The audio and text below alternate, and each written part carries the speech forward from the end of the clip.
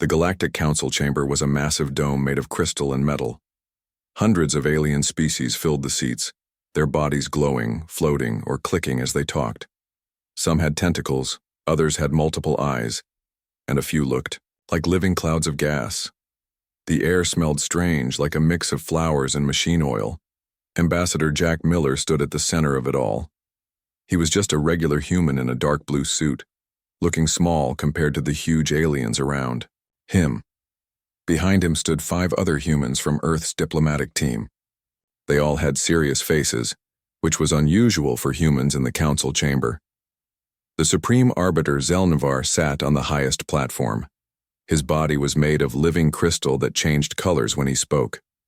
Next to him sat representatives from the most powerful species in the galaxy. The human delegation has requested emergency speaking time, Zelnavar announced. His voice sounded like wind chimes. Ambassador Miller, you may proceed. Jack stepped forward and cleared his throat. The translator devices everyone wore made his words understandable to all species present. Members of the Galactic Council, Jack began, for 20 years, humanity has been part of this community. We've followed your rules. We've contributed to your economy. We've shared our knowledge and culture. He paused and looked around the chamber. But today, the human delegation formally withdraws from the Galactic Peace Accords, effective immediately. The chamber erupted in noise. Tentacles waved, lights flashed, and dozens of different sounds filled the air.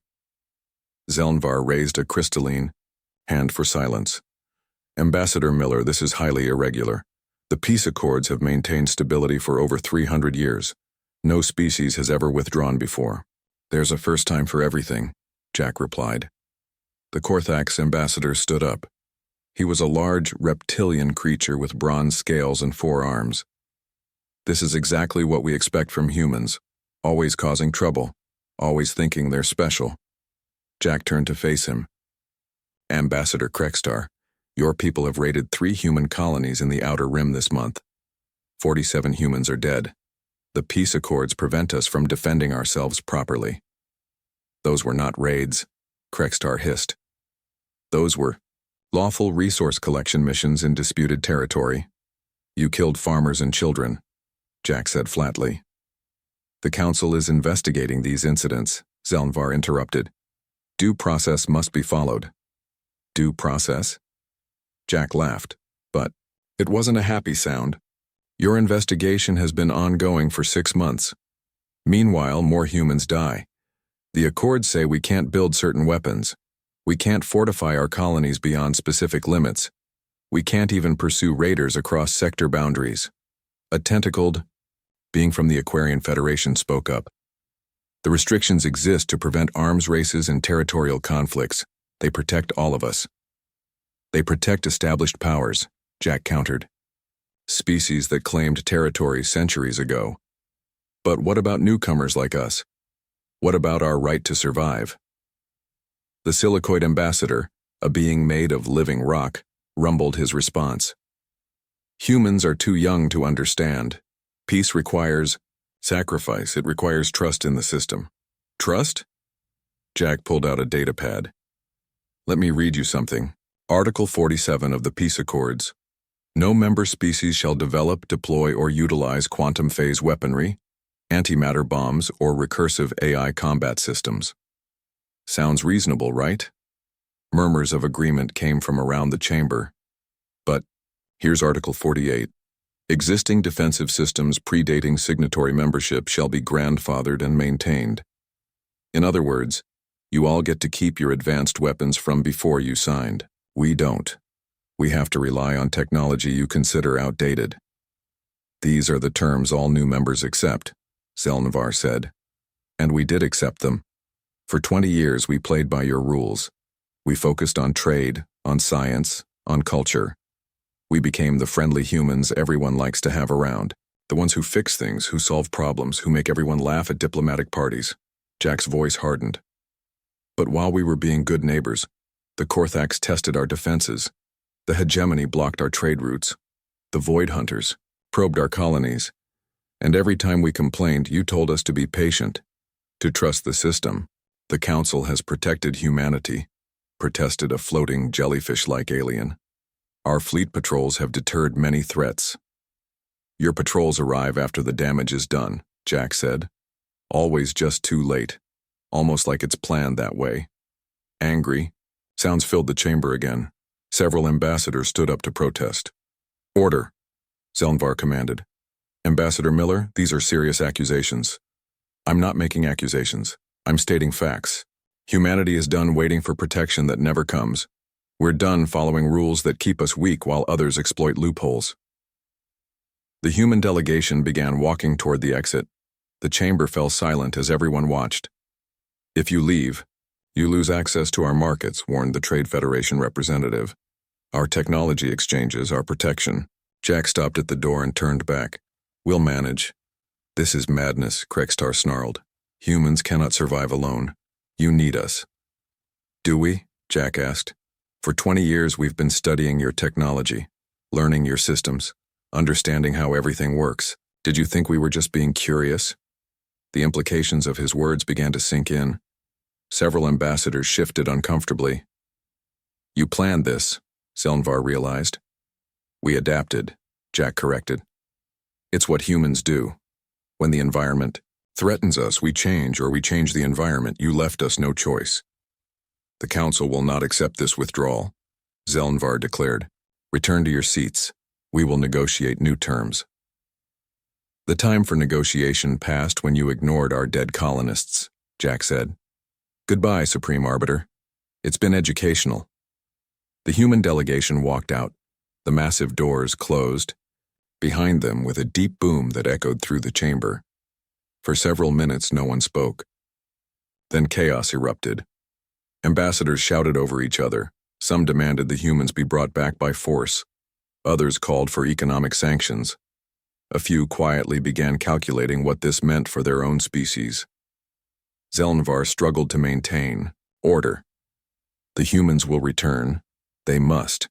No species can survive outside the galactic community.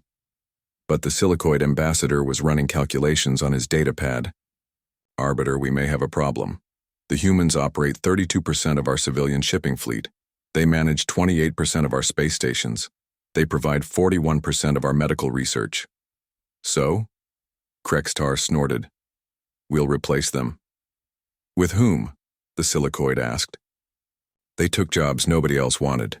Dangerous maintenance work on old stations, long-haul shipping routes through unstable regions, colony support in frontier zones. Then we'll force them back, Krextar declared. The Korthax fleet? We'll do nothing, Zelnvar interrupted. The peace accords forbid military action against withdrawing members. The humans know this. The jellyfish alien pulsed with concern. What if others follow their example? They won't, Zelnvar said. But he didn't sound convinced. The humans are unique. Their departure is regrettable, but not catastrophic. Around the chamber, datapads lit up as ambassadors received messages from their home worlds. Human workers were leaving their posts. Human businesses were closing. Human ships were returning to human space. It wasn't a panicked evacuation. It was an orderly withdrawal, planned, coordinated, efficient, and that scared the Galactic Council more than any threat of war. 3 weeks had passed since the humans walked out of the Galactic Council. At first, most aliens thought it was just a political stunt. They expected the humans to come back after making their point, but that didn't happen. On the trading station, orbiting Proxima 7, Pete Johnson stood behind the counter of his shop for the last time. He had run Pete's Galactic Goods for 12 years, selling everything from Earth coffee to Andromedan crystals. Today he was packing up. You cannot leave, friend Pete, said Vrix, a 6-armed merchant from next door. Who will fix my cooling units when they break? Who will translate when the methane breathers come to trade? Pete sealed another box. Sorry, Vrix. Orders from home. All humans are pulling out. But why? Business is good. We make profit together. Sometimes profit isn't enough, Pete said. He handed Vrix a data chip. Here's the manual for your cooling system. I wrote it in simple terms. You'll figure it out. Across the galaxy, similar scenes played out. Dr. Lisa Chen closed her xenobiology lab on Research Station Gamma 9. She had spent 8 years studying alien diseases and developing treatments that worked across species. Her lab employed 30 researchers from 12 different worlds. Dr. Chen, please reconsider, begged her assistant, a young Centaurian named Kleep. We're so close to curing the spore plague. Without your insight into human immune systems, we may never finish. Lisa downloaded the last of her research data. I've uploaded everything to the public database. The work can continue without me. But your intuition, your way of seeing patterns, you'll develop your own intuition, Kleep. Humans won't be around forever to solve everyone's problems. On the resort world of Azure Dreams, the entire staff of the Grand Stellar Hotel packed their bags. The hotel had been managed by humans since it opened. They had a reputation for making every species feel welcome, from ammonia-breathing crystallids to hive-minded Zen. This is disaster, moaned the owner, a wealthy Prosan named Dullix. Humans understand hospitality like no others. Who will train new staff? Who will handle difficult guests? The human manager, Bill Torres, handed over the master keys. I've left detailed procedures for everything. You'll manage. But humans make guests feel comfortable, safe. You diffuse tensions before they start. Bill shrugged. Maybe it's time other species learned those skills. The first real panic began in the financial markets. Human-run investment firms managed about 40% of galactic wealth. As they closed their offices and transferred assets back to their clients, stock prices started to fluctuate wildly. On the Galactic News Network, economists tried to explain what was happening. The humans appear to be conducting an orderly withdrawal, said Professor Zimbar of the Monetary Institute. They're not dumping assets or crashing markets. They're simply leaving. But why does this affect prices so much? Asked the host. Human traders have a talent for stability. They see patterns others miss.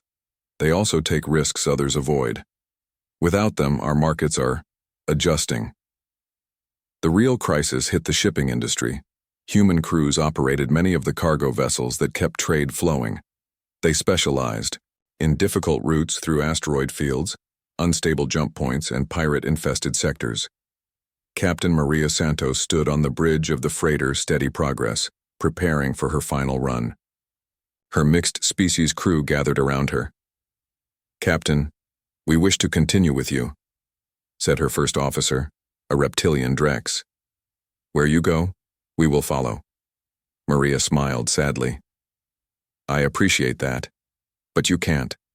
This is a human withdrawal, total and complete.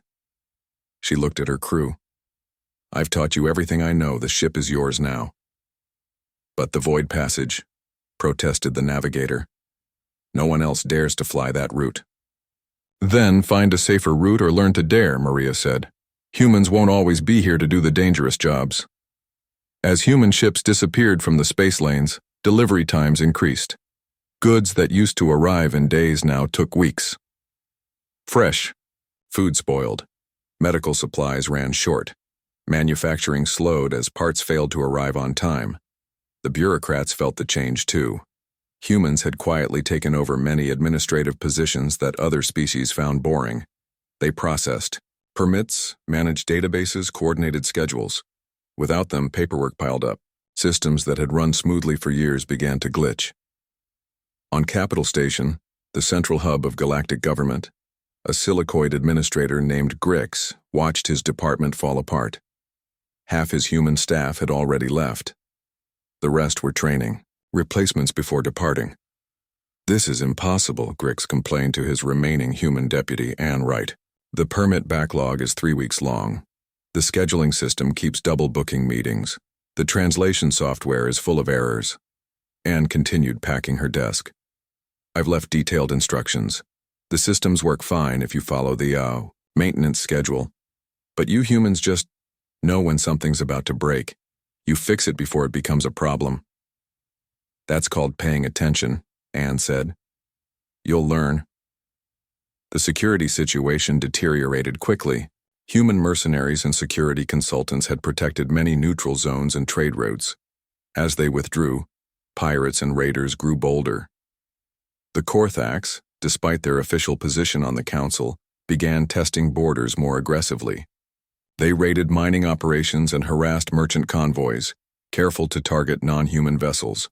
A group of colony worlds petitioned the council for protection. Ambassador Zelnvar addressed their concerns in an emergency session. The council, fleet will increase patrols, he announced. We will not allow lawlessness to spread. But the council fleet was stretched thin. Ships that had been in reserve for decades needed maintenance. Crews trained for ceremonial duties struggled with real combat patrols. Response times that had been hours stretched into days. Meanwhile, human colonies in the Outer Rim reported something strange. Pirate attacks had stopped completely. Korthax raiders turned away at the border. Even the notorious Void Hunters avoided human space. The mystery was solved when a damaged Korthax raider limped into a neutral station. The captain, his scales still pale with fear, told his story to anyone who would listen. We thought the humans would be easy prey without council protection, he said. We were wrong. They've deployed new defenses, not illegal weapons, but something else.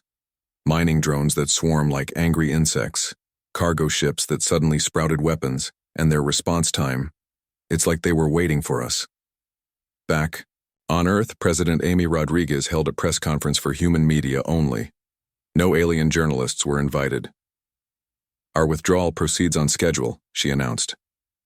All human citizens are advised to return to human space within 60 days. After that, we cannot guarantee their safety in council territory. What about our allies? A reporter asked. Many species depend on human expertise. They're welcome to visit human space for training and consultation, the president replied. But we will no longer embed ourselves in their societies. It's time they stood on their own. And if the council tries to force us back? Amy smiled. They won't. They can't afford to. They're learning what we've known all along. The council needs humanity more than humanity needs the council. As she spoke, economic reports flashed across screens throughout human space. The transition was costly but manageable. Humans had been preparing for years, building parallel systems, stockpiling resources, developing alternatives to alien technology. The same could not be said for the rest of the galaxy. What had started as inconvenience was becoming crisis, and still the humans kept walking away. The council called another emergency session. This time the mood was different. Fear had replaced arrogance. Confusion had replaced certainty. We must bring the humans back, insisted the Trade Federation representative. Offer them anything they want. They don't want anything from us, Zelnvar said quietly. That's what we failed to understand. They want to be left alone to defend themselves as they see fit. Then we're doomed, someone whispered. No, the Silicoid ambassador rumbled. We're being taught a lesson. The question is, will we learn it? 6 months after humanity left the Galactic Council, the Korthax Empire made their move. They had been waiting for this moment, watching as human defenses supposedly grew weaker without Council technology and support. Supreme Commander Krextar stood on the bridge of his flagship, the Burning Claw. Around him, a fleet of 300 warships prepared for what the Korthax called a disciplinary action. The real term was conquest. The humans have 42 colony worlds in the Outer Rim, Krextar announced to his officers. Without council protection, without advanced weapons, they're defenseless. We'll take their colonies and show the galaxy what happens to species who abandon the natural order. His second-in-command, a younger Korthax named Vrexnel, shifted uncomfortably. Supreme Commander, our scouts report unusual activity around human colonies. They've deployed many small vessels, thousands of them. Mining ships and cargo haulers, Krextar sneered. The humans are so desperate they're using civilian craft for defense. This will be even easier than expected. The Korthax fleet jumped into human space, emerging near the agricultural colony of New Haven. Krextar expected to find a defenseless world with perhaps a few converted merchant ships, trying to mount a pitiful defense. Instead, his sensors detected over 10,000 vessels in orbit. What is this? Krextar demanded. Scan those ships. They're mining drones, Supreme Commander, the sensor officer reported. Standard asteroid mining drones, but there are so many of them. Mining drones can't fight warships. All vessels. Advance. Show these humans the power of a real fleet. The Korthax warships moved forward in perfect formation. Their shields were up, weapons charged, crews ready for the slaughter they assumed was coming. Then the mining drones moved. They didn't attack directly. Instead, they formed into complex patterns, creating a three-dimensional maze in space. The Korthax ships had to slow down, adjust course, navigate carefully through the swarm. "This is ridiculous," Krextar growled. "Fire on the drones, clear a path." The Korthax ships opened fire. Their plasma cannons and particle beams tore through space, destroying dozens of drones. But for every drone destroyed, 10 more moved to take its place. The swarm seemed endless. Then the drones started exploding. Not from Korthax fire, but deliberately. Each drone contained a mining charge, perfectly legal under council law, designed to break apart asteroids. But when hundreds detonated in sequence, they created expanding clouds of debris and electromagnetic interference. "Shields are fluctuating," the defensive officer warned. "The debris clouds are charged with some kind of particles." "Impossible. Mining explosives can't affect military shields." But they could, and they did. The humans had spent 20 years studying every type of shield technology in the galaxy. They knew exactly which combinations of particles and energy would interfere with Korthax defenses. As the shields weakened, larger human ships emerged from behind New Haven's moon. They were cargo haulers and passenger liners, but they'd been modified. Their cargo bays opened to reveal mass drivers, simple, primitive kinetic weapons, perfectly legal under council law because they were classified as mining equipment. The first volley of tungsten slugs traveling at half the speed of light hit the Korthax vanguard. Shields, already weakened by the particle clouds, failed. Armor designed to resist energy weapons crumpled under simple kinetic impacts. 3 Korthax destroyers broke apart in seconds. "Return fire," Krextar roared. "All weapons target those cargo ships." But hitting the human vessels proved difficult. They used their original engines, designed for quick cargo deliveries and emergency passenger evacuations, to dodge and weave.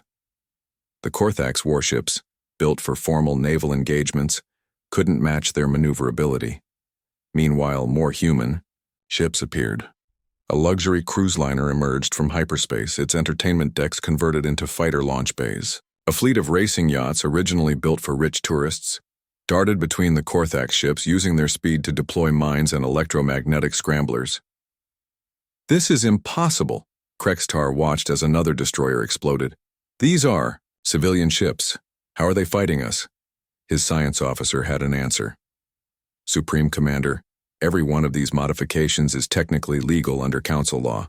Mining equipment, navigation systems, emergency defensive measures. They're using loopholes we never considered."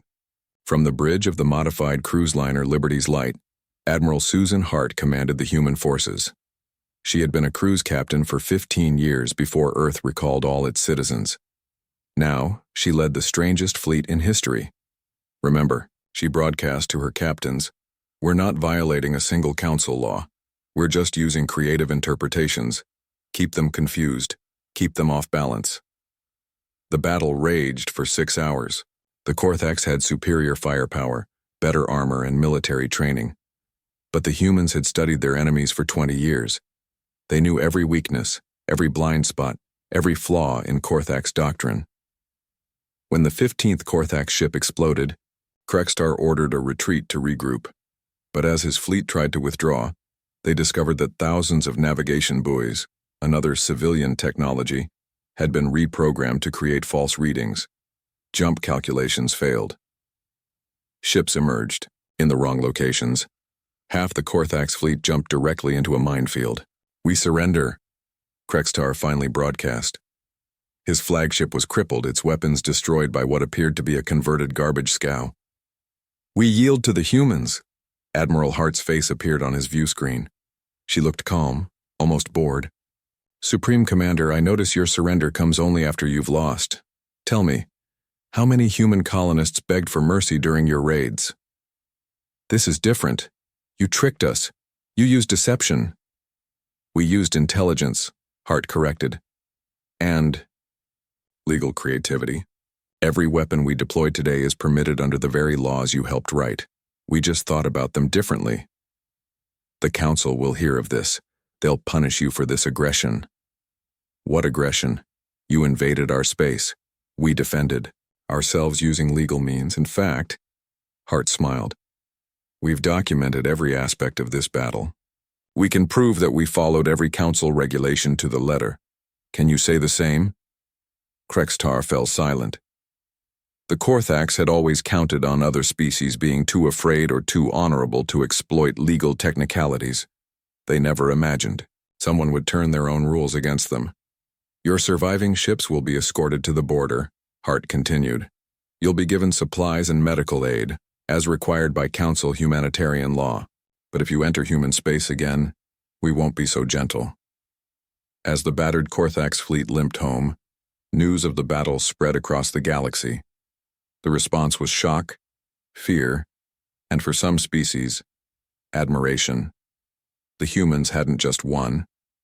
They had won without breaking a single rule, without violating one treaty, without firing any weapon specifically banned by the peace accords they had rejected.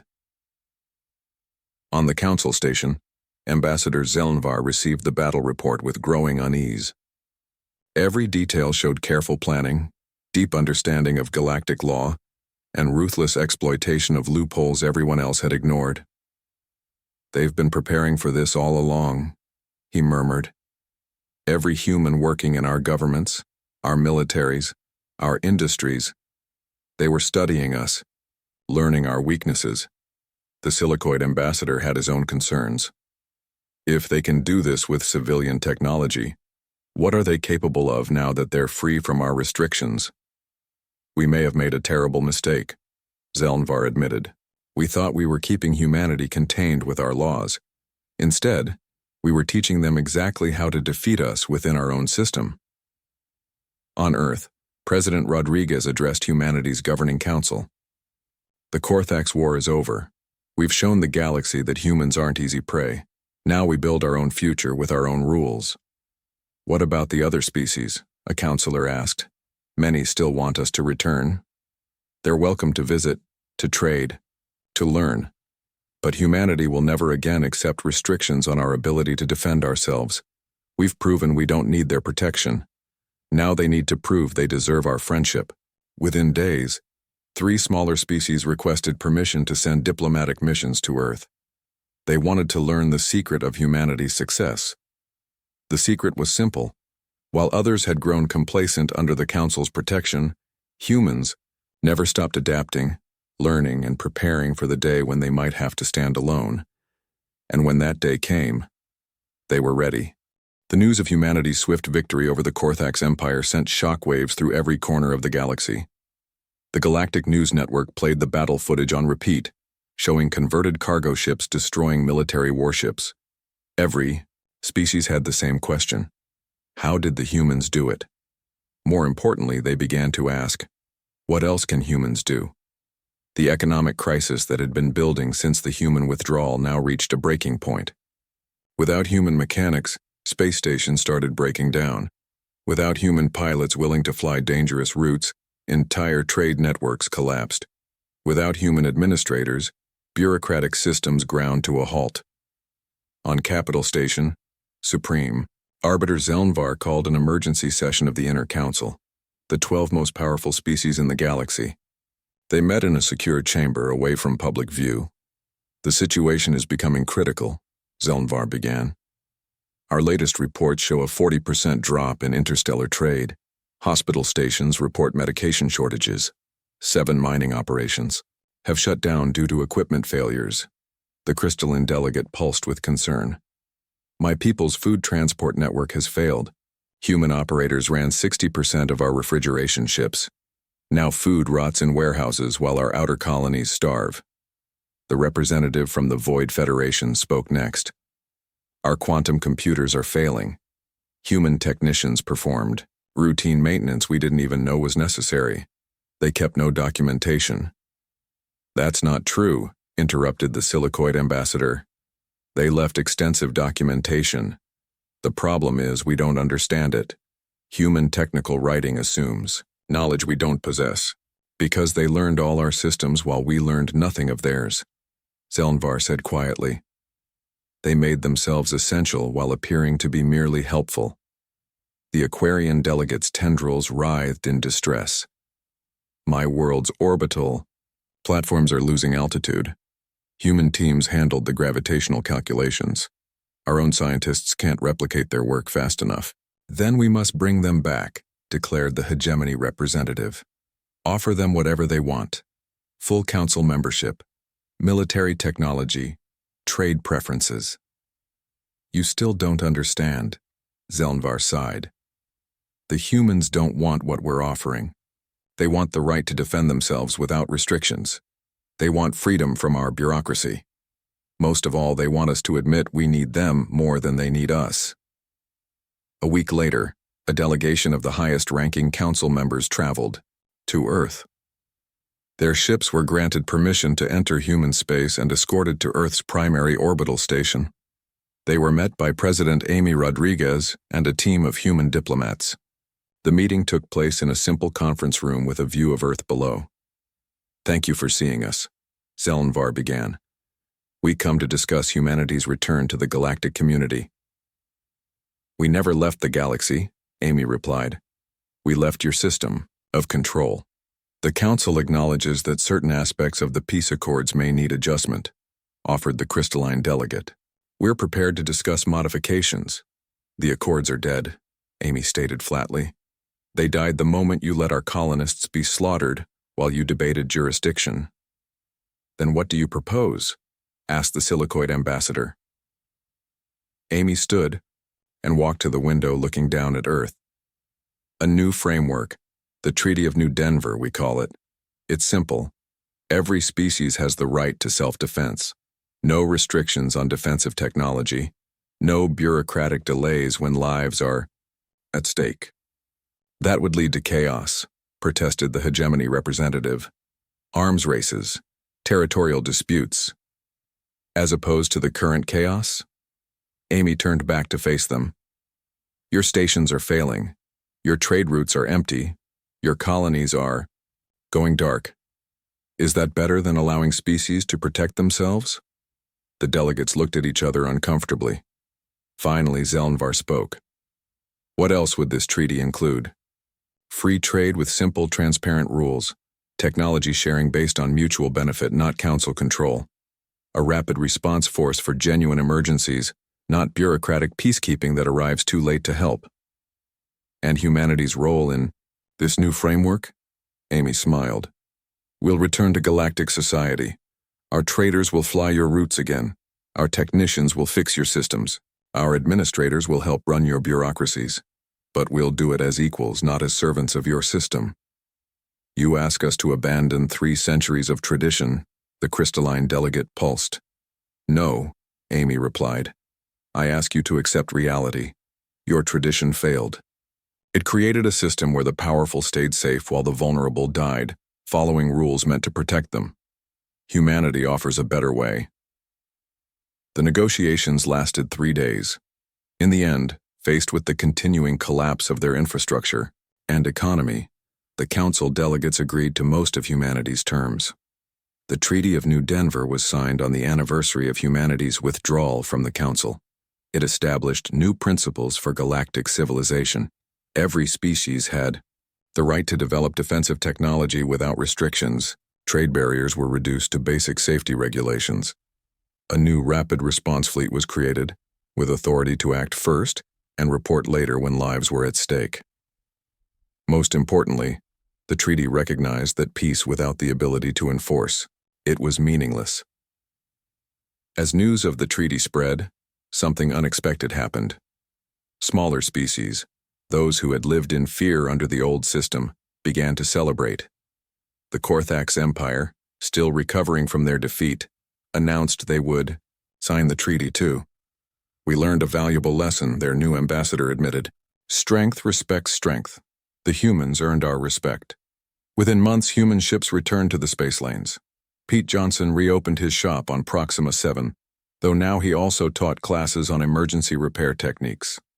Dr. Lisa Chen resumed her research, But now alien scientists came to learn her methods, not just use her results.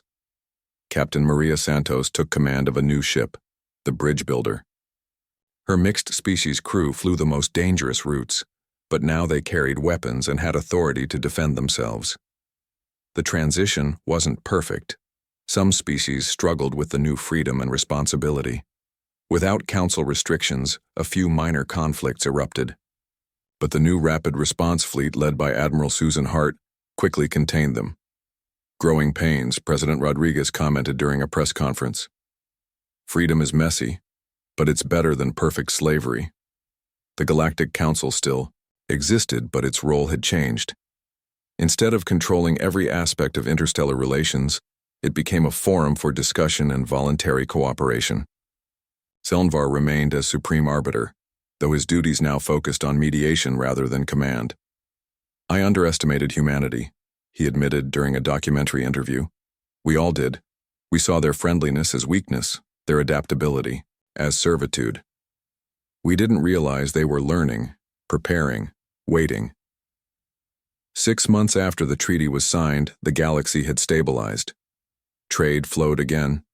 Stations functioned. Colonies thrived. But something fundamental had changed. Species that had relied on council protection now trained their own defense forces. Trading companies hired security escorts instead of hoping for naval patrols. Scientists shared knowledge freely instead of hoarding it behind bureaucratic walls. During a celebration on Earth marking the treaty's success, a young Centaurian asked Amy Rodriguez a question that many had wondered about. Was this always your plan, from the very beginning? Amy looked at the alien youth and smiled. Humans hope for the best but prepare for the worst. We genuinely tried to work within the council system, but when it failed us, we were ready with another option. So you manipulated us? We adapted to reality, Amy corrected. The council created a system that rewarded compliance over competence. We chose competence. The fact that the system couldn't function without competent people isn't manipulation, it's mathematics. The truth was both simpler and more complex. Humanity hadn't planned every detail from the start, but they had recognized early that the council system was flawed. So they prepared, they learned, they positioned themselves, and when the time came to walk away, they were ready to build something better from the ruins of what they left behind. 1 year after the Treaty of New Denver changed the galaxy forever, Ambassador Jack Miller stood once again in the Galactic Council chamber. But this time, everything was different. The seats were fuller, with many smaller species now attending sessions they once feared were pointless. The atmosphere buzzed with actual debate rather than empty ceremony. Jack addressed the assembly, not from the center floor, but from the human delegation's seat, a seat they had reclaimed on their own terms. Fellow delegates, Jack began, 1 year ago humanity walked out of this chamber. We didn't leave in anger. We didn't leave to punish anyone. We left because staying meant accepting our children's deaths as the price of a broken peace. He paused, looking around the chamber. Many of the same faces were there, but their expressions had changed.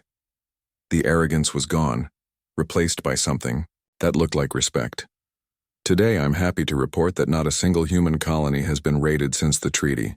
Not one human child has died waiting for bureaucratic approval of defensive measures. And despite predictions of chaos, the galaxy is more stable than it has been in decades. Supreme Arbiter Zelnvar responded from his platform. His crystalline form now showed different colors, warmer, somehow more humble.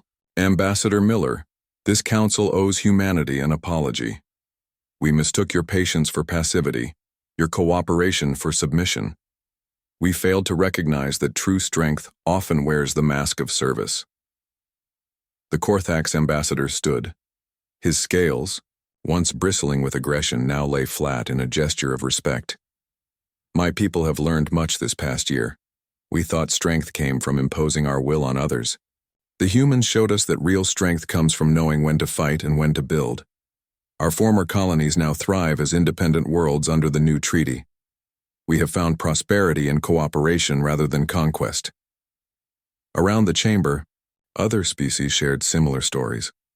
The Aquarians reported that their orbital platforms were more stable than ever, maintained by crews they had trained themselves using human methods. The crystallines had solved their food distribution crisis by adopting human logistics techniques. Even the isolationist void hunters had opened trade relations with their neighbors, finding security in mutual defense agreements rather than secrecy. The old system is dead, Jack said, but something better has grown in its place. The Treaty of New Denver didn't just change rules, it changed how we think about peace itself. After the session, Jack met with President Rodriguez via quantum communication. Her image flickered slightly across the vast distance between Earth and the council station. "How did it go?" she asked. "Better than expected." They're actually grateful. Now, some of them are even starting to understand why we did what we did. And the ones who don't understand? Jack smiled. They're being very polite about their confusion. Amazing how a decisive military victory improves manners. Amy laughed. Speaking of military matters, Admiral Hart reports that the new rapid response fleet is fully operational. 30% of the crews are non-human volunteers. Let me guess, mostly from species who were victims under the old system? Exactly. Turns out a lot of people appreciate the difference between protection and control. Back on Earth, in a small town in Colorado, Pete Johnson was teaching a class to a mixed group of human and alien students. His subject wasn't advanced technology or military tactics when it was basic problem solving. The secret isn't being smarter than everyone else, Pete explained to his attentive audience. It's being willing to get your hands dirty, to learn how things actually work instead of just managing them from a distance. A young Centaurian raised a tentacle. But the humans seem to know everything about our systems. How did you learn it all? Pete chuckled. We didn't know everything. We just paid attention.